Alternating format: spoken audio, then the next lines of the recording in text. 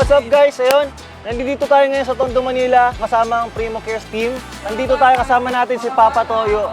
10th year anniversary ng Toys for a Cause, and marami tayong mga kasamang mga influencer, live streamers dito, and syempre sama-sama tayong magbibigay ng mga laruan para sa mga deserving na bata. At saya sa lahat ng Go. kabataan dyan na pupuntahan natin. So ano, tara, let's Let's go! go!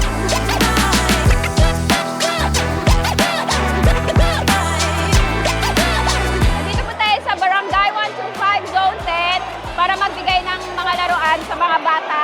Ito po ay Toys for a Cause ni Boss Toyo.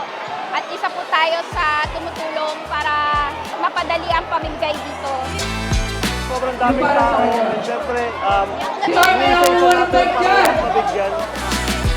Ang daming bata dito, sobrang saya nila pag nakakuha sa'yo ng regalo. Sobrang daming mga laruan na pinamimigay katulad ng mga bike, scooter, mga laruan, mga board games.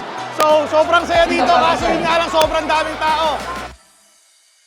So tapos na yung ginawa nating charity event dito sa sa Tondo. Toys for a Cause ni Papa Toyo. Thank you so much sa pag-ibita rin syempre sa Primo Cares at nakapagbigay tayo ng konting tulong sa mga bata. Siyempre, sa opportunity na naman na makatulong tayo sa mga batang nangangailangan, yung mga hindi makabili ng mga laruan.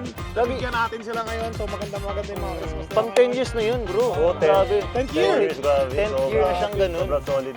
Pero sobrang pagod siya, pero at the same time hindi mo siya mararamdaman. Full feeling. Diba? Full Full feeling kasi pag nagbibigay ka ng mga ng mga laruan, nakikita mo na na masaya Lahat tayo sila. dumaan sa pagkabata, alam natin yung pakiramdam na makaka-receive ng regalo sa Pasko, di ba? Yes. Of course, We successfully scattered the love. Primo Cares. Woo!